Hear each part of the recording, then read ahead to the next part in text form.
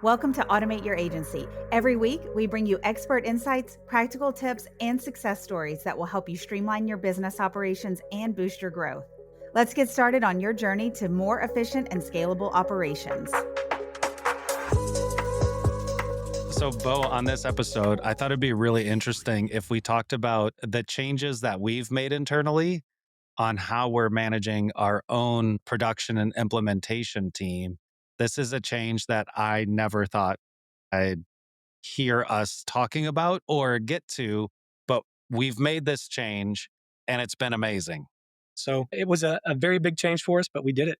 And what we're talking Yeah. about is we've switched to using sprints inside of ClickUp. I was going to say, hopefully, we're talking about the We same are, change yeah, here. Otherwise, it's going to be a very awkward episode. yeah. But we've kicked into using sprints, and traditionally, I know that most organizations that are development focused, they focus on sprints. But hey, I mean, we do development, right? We're developing things, and Yeah. we are. Look at us. Look at us, just developing stuff. But no, it's been a really good change. We manage multiple client projects at once, multiple objectives per client. It's really helped us to provide some autonomy to the team to help them kind of plan out their week and to knock out the things that get added to the sprint. Makes project management a lot easier too. So on Certainly our does. side, we don't have to, I would say the non-production side, we don't have to specify every single task, every single due date, every single piece of that, and then constantly spend all of our time moving that around. Yeah. We're doing 1 week sprints, which is shorter than typical sprints, but it allows us to look at a week at a time. And you and I, not too long ago, just got through sprint planning for next week already. So next week is already set up and ready to go. So let's talk a little bit about how we set this up. We use ClickUp and we have client folders or folders in ClickUp, I guess I should say, that represent each client. And then under that, we have lists that represent each kind of main project or main kind of category of work that we're doing for each client. And then each task is a request within that body of work. So if we're doing AI agents, we might have a number of tasks of all the different AI agents we're building for a client. And then within each task, we have an automatic template that gets applied with subtasks of all the steps to complete that agent for that example. Right. Did I miss anything? No, you hit all of it. All right. Everybody probably already shut off this episode because of I don't know about that explanation. That was intriguing. Come on. No, it is. We've got those layers to it, but in the actual requests themselves, when you drive it down into the subtask, I mean, that main parent request task is really everything that houses, this is what we're trying to do on this particular request. And we use the description heavily to do that. So we're providing our team members with all of those details related to that particular request, giving them access to any of the assets that the clients have provided. And then those subtasks really kind of focus on those milestone level things that we're looking to accomplish on it. And it's cool because the work gets assigned via the subtasks to our team, but we do all of our communication in the parent task. So yeah, that's an important delineation because we've experimented with both and Right. it sucks communicating in the subtask. Nobody likes that. No, nobody does. We get down in the subtasks and things get lost. People are saying, hey, you commented on this. I can't find it. And then Yep. we're digging for it. Especially if we're trying to do a status update, we can't find where that last comment was, and that can be a pain. But it has been helpful doing things on that parent task level, but then really tracking progress on that subtask level, so to speak. And we're using a done status too, which is something that we added in so it doesn't disappear from our subtask list. When Yeah. something's marked as done, it's sitting there and we can see when it was done and we can see that it actually got completed. So before we switched to sprints, we were working out of the workload view and a variety of other just views that we were trying to piece things together. We also didn't have a really good strategy for subtasks, or maybe not as clear of a strategy for Right. subtasks. And that created a little bit of overwhelm, a little bit of extra administrative work. But when we dialed the subtasks in to the milestones, like you're saying, and didn't worry so much about the workload view and started shifting those subtasks into weekly sprints, we can now look at a request and go, oh, that's next week. That's the week after. That's the week after. That's the week after that. And suddenly we have just scoped out 3 or 4 sprints worth of work for one request. And we can even start forecasting how much work and how many weeks and how many sprints out we have work for and see everything in the sprint reporting. It's Yep. it's amazing. That was the defining factor for us, was really that forecasting out into future sprints. I mean, we have some clients that'll come in that'll say, I just want this one thing. Like, okay, cool. We'll drop it into a sprint, stretch it out across a couple of weeks or a few weeks, however long it takes us to get the majority of that done. But there are some clients that come in and they have a roadmap of things that they want to work on, right? They have plenty of objectives. We've prioritized those. And we want to make sure that as we're doing sales, that we know exactly when we can start somebody's project versus saying, yeah, come on in, we got you, we can take care of it. So it helps us forecast a great deal. But Micah, you mentioned something when you were talking about how we were utilizing the subtasks, applying them to sprints. A very specific delineation is that inside of ClickUp, you have the ability to add a task to an additional list, so you can essentially multi-home tasks. Mm-hmm. We're not doing that on the parent task level. We're doing it on the subtask level. And when we say that, it's essentially we have our client project or client list that, or that particular project or category list that's sitting there, but that's where our request is sitting. But our subtask, while it's inside of that parent task, this is getting confusing. I hope everybody follows this. But in our subtask, we have that linked into the sprint list essentially. We can see it not only in the client list, but also in the sprint list. And again, it keeps that parent task out of the sprint, and we're just working on those individual milestones that we're trying to reach. So we're not clogging up our sprint with one big task. Yeah. And I would even say, we came across a couple other epiphanies over the last year or so of honing this system. And one of them is, well, who owns what? And Yeah. once we added the subtasks that represent the allocation of work, and then being able to use those subtasks to map out across sprints, that means the parent task can be owned by the account manager Yep. or the project manager, the person interfacing with the client. And then we're not always changing assignees based on like, oh, it's the account manager. Now it's the developer. Now it's the project manager. Now it's the account manager. Yeah. Like we used to have to do all the time, especially when we were using Asana. We did that a lot. But now when we have the parent task and the subtask, everybody gets allocated work. Everybody knows who's doing what. If a bug comes in, if a new feature request comes in, that's a new subtask on that Sure. request. But the owner of the parent task is always the account manager. So it's very clear who owns this request. They can see it on their my tasks. The subtasks are handled for every individual development team member. So they can actually go to the sprint or their my tasks and see what's going on.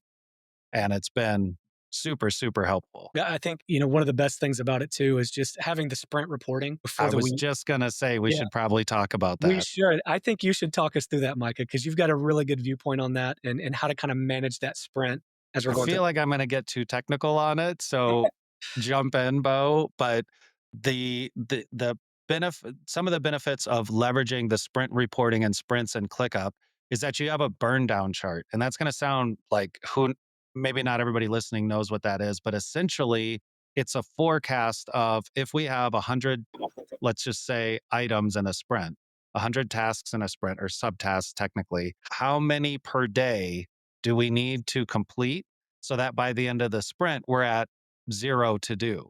So we start with 100 to do, we end with 0 to do. And what is that trend line that burns down from day 1 to day 7? And what that allows us to do is each day go, are we on track? Yes or no? It is one simple chart. We can look at it. It's all color coded. We know how much work got done today and the day before, and where are we at compared to that trend line. I'm a huge fan of that chart. I can just look at I it am in one too. second and go, we're right on track. Don't even have to worry about anything. If it hits Wednesday and we're halfway through the week and we're right above or below that trend line, I feel fine because Yeah. we're on average, we're nailing it. We're understanding exactly, our time estimates. We've done well forecasting and allotting the work to this week. So everything's great. The other piece of sprints that I really love with the sprint reporting is the velocity chart. And Mm, so essentially, after you run a few sprints, so let's say you run this for a month, you have 4 weeks of sprints, 4 different sprints if you're running them 1 week sprints. It's really complicated math that I'm doing here, Bo. it is, yeah. So, but what it gives you is basically the history of how many tasks has the team completed. So, how many did we put into the sprint? How many were completed? What's the offset in the percentage? And watching the trend lines on that. So, over 4 weeks, what's our current velocity on average? We can look at it and go, oh, we can get, I'm just using round numbers, we can get 100 subtasks done per sprint. Awesome. We know that if we then start loading 120, 130 tasks, we're pushing the current team. We Mhm. know if we only load 50 tasks, we're underwhelming the current team and they might have extra space for stuff. But where this really gets important, and particularly in our case, is that we have a lot of ad hoc stuff that comes in. So, urgent requests, new requests that we need to tackle, bugs or issues that came in with automation. We want to have enough room in our sprints to account for that so we can fill part of our capacity and part of our team with those ad hoc urgent requests without going, holy crap, I was already at capacity and now we have these requests coming in and it's Thursday. Yeah. So we can leverage the velocity and adjust the capacity of the sprints and our team to know exactly how much room to give. I think there's one final piece that I'm going to pass back to you, Bo, to explain, which is the task types that we use so we can Yeah. visualize in the sprint reporting how we're allocating or how different team members are tackling different types of work. So we utilize multiple task types. So the main task types that we have are new feature task types. So anytime client comes to us and says, "Hey, I want to add this to a build. This is something we haven't talked about before. This is a new feature for it." We have a task type for that. We have one for bugs or errors. And so anytime there's an issue with the automation, and we have a workflow task type, we have a WMS build task type. Am I missing one? We have a time block as well that's just for random stuff, a document task Yeah. type as well. So Yep. what's great about that though is not only does it give us the ability when we are doing the reporting to understand the makeup of our team's work and what's come in throughout the week, but it also allows us a little bit of insight into how our team operates. So if somebody gets a new feature request on an existing build, are they jumping at that first before they move forward with a brand new build that we haven't, even started on yet for prototyping or something like that? But also how quickly are we getting to bugs and errors? We can report on those things. When was it created? When did it get completed? So there's a lot that we've been able to do with that. And what's really important with that is if we look at each of our team members and we look at what they've all been assigned, we can start to see person A here has 10 hours of new builds, then they have 3 hours of feature requests, and then maybe 6 hours of errors and bugs. Okay, cool. Well, now let's take a look and see what exactly is going on with those bugs. Find out if it's something that's related to a build that's already existing and there's something new that we can do with it. So it does kind of help us silo those things into understanding more about how our team operates and how well things are going on individual projects. Yeah, we correlate that sometimes with status too, because Yeah, then in the yeah, sprint reporting, we can see for each individual person how many tasks do they have and what statuses are they in? Is it all in to do and they haven't touched anything and it's Thursday and Bo, you and I are going, what the hell's happening? Or is it that never happens, by the yeah, way? No. And then, or is it a nice diversity or are they mostly complete? Like, that's kind of the gut checks that I do when I'm checking throughout the week. I'll go in and see like how much of that column chart is green just as a quick glance to go across the team, what percentage of tasks are already done or complete. yeah, And we can just get a super quick gut check. Are there any outliers? Is there anybody sitting there with not a lot of green? Are they stuck on something? Do they need help? And it allows us to jump in and kind of support the team without being like, yo, where you at? Where's yeah. this at? Where are we at here? And driving people crazy because they're working hard at it. Right. And I think there's that piece of it. And there's also it gives us the opportunity to jump in and redelegate tasks if we need to. If there's things that we absolutely need to get done and we want to see forward progress on, we can jump in and we can redelegate. And Yeah, one of the great point on yeah, that. I mean, and we've seen situations to where somebody will blast through everything they need to get through for the week. Everybody else is looking good. Cool. Grab from the next sprint, right? Let's get ahead. So it gives us a lot of visibility into all those things. And, I think that for us, it really is good to see just at a high level where everybody's at, seeing their statuses. Maybe I missed a comment on a roadblock task, and I can jump in and look at the statuses and say, this person has 3 roadblocks. What did I miss? What did someone else miss? And we can jump in and facilitate whatever change we need to on that. So, very telling. Yeah. So we've spoken this entire episode from our perspective. Yeah. In a prior episode, you talked about how you run the dev team meetings every Monday. Yeah. And I know this has been a topic that's been brought up. Maybe we should share some of the things that we've heard from the team since we've implemented this. Absolutely. So I talked about it a little bit at the beginning, but the autonomy to plan your week a little bit better. Everybody has a different approach to their work, especially in the type of work that we do. There's opportunities where you can bulk manage your workload. So if there's a particular client that you have all of these tasks for, and then you're able to look at it and say, well, I need to create dev plans or I need to create diagrams or prototypes for all of these, they can bulk them together. So it allows them to do that in a quick and easy way. And plus, it's allowing them to see from the sprint itself, they're no longer having to use their My Tasks all the time because we're not assigning due dates to the majority of this stuff unless it's urgent and we have a hard deadline. And we're able to leave those subtasks without due dates. So they simply favorite the current sprint, and every week it changes that sprint. So when they click on it, it defaults to a me dynamic or me mode view for them.